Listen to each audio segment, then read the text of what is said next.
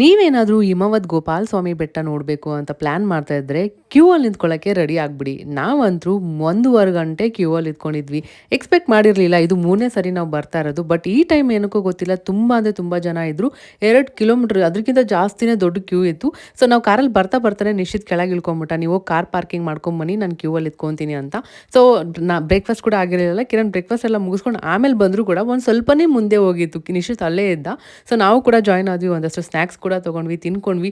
ನಮ್ಮ ತಿಂಡಿ ಎಲ್ಲ ಮುಗೀತು, ಕ್ಯೂ ಮಾತ್ರ ಮುಗಿತಾನೆ ಇರಲಿಲ್ಲ. ಒಂದಷ್ಟು ಫ್ರೆಂಡ್ಸ್ನ ಕೂಡ ಏನ ಮಾಡಿಕೊಂಡು ಹಂಗೂ ಹಿಂಗೂ ಕ್ಯೂ ಅಲ್ಲಿ ಇತ್ಕೊಂಡ್ ಬಂದರೆ ಈ ಬಸ್ಸಲ್ಲಿ ಕೂಡ ನಮಗೆ ಜಾಗ ಸಿಕ್ಕಿಲ್ಲ. ಅದು ಎದುರುಗಡೆ ಬಸ್ ಬೇರೆ ಬಂದು ಒಂದು ಸ್ವಲ್ಪ ಪ್ರಾಬ್ಲಮ್ ಆಗಿ ನಿಂತ್ಕೊಂಡ್ಬಿಟ್ಟಿತ್ತು.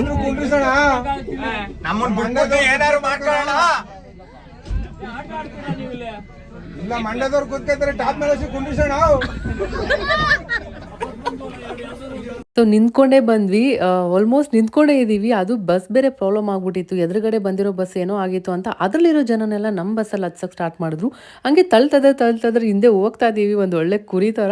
ಬಟ್ ಒಂದು ಒಳ್ಳೆ ಎಕ್ಸ್ಪೀರಿಯನ್ಸ್, ಅಡ್ವೆಂಚರಸ್ ಆಗಿತ್ತು. ಅಷ್ಟೊತ್ತು ನಿಂತ್ಕೊಂಡು ಕ್ಯೂ ಅಲ್ಲಿ ಬಸ್ಸಲ್ಲೆಲ್ಲ ನಿಂತ್ಕೊಂಡು ಬಂದಿದ್ದಕ್ಕೂ ಈ ವ್ಯೂ ನೋಡಿದ್ಮೇಲೆ ಎಲ್ಲ ಮರೆದೋಗ್ಬಿಡ್ತು. ನಾವಂದ್ರೂ ಬಂದಿದ ತಕ್ಷಣ ಫುಲ್ ಖುಷಿ ಆಗ್ಬಿಟ್ಟು ಒಂದಷ್ಟು ಫೋಟೋಸ್ ವೀಡಿಯೋಸ್ ಎಲ್ಲ ತೊಗೊತಾ ಇದ್ವಿ. ಬಟ್ ಆದರೂ ತುಂಬ ಜನ ಇದ್ರಲ್ಲ, ಫೋಟೋಸ್ ವೀಡಿಯೋಸ್ ತೆಗಿಯೋಕ್ಕೆ ಆಗ್ತಾರಲ್ಲ, ಎಲ್ಲ ಅಡ್ಡ ಬರ್ತಾ ಇದ್ರು. ಆದರೂ ಸರ್ಕಸ್ ಮಾಡಿ ನಿಶ್ಚಿತ್ ತೆಗೆದುಕೊಟ್ಟಿದ್ದಾನೆ. ಸ್ಮೈಲ್ ಕೊಡಿ ಹಂಗೆ. ಅಣ್ಣ ನೀನ್ ಅದಕ್ಕೆ ಮುಖ ನೋಡಿ ಈಗ. ವಂಡರ್ಫುಲ್. ಸರ್ ಒಂದು ನಿಮಿಷ.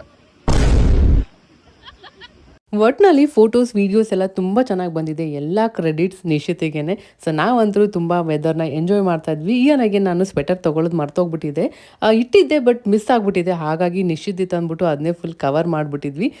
ತುಂಬ ಅಂದರೆ ತುಂಬ ಎಂಜಾಯ್ ಮಾಡಿದ್ಲು ಅವಳು ಕೂಡ. ಯಾವುದೇ ಎಲ್ಲೇ ಟ್ರಿಪ್ಪಿಗೆ ಹೋಗಲಿ ಅವಳು ಎಲ್ಲದಕ್ಕೂ ಅಡ್ಜಸ್ಟ್ ಆಗಿಬಿಡ್ತಾಳೆ. ಆ ಥರ ಇರೋದಕ್ಕೆ ನಾವು ಕೂಡ ಟ್ರಾವೆಲ್ ಮಾಡೋಕ್ಕೆ ಆಗೋದು. ಎಷ್ಟೊಂದು ಜನ ಕೇಳ್ತಾರೆ ಯಾವ ಥರ ಟ್ರಾವೆಲ್ ಮಾಡ್ತೀರಾ, ಹೇಗೆ ಮ್ಯಾನೇಜ್ ಮಾಡ್ತೀರಾ ಅಂತ.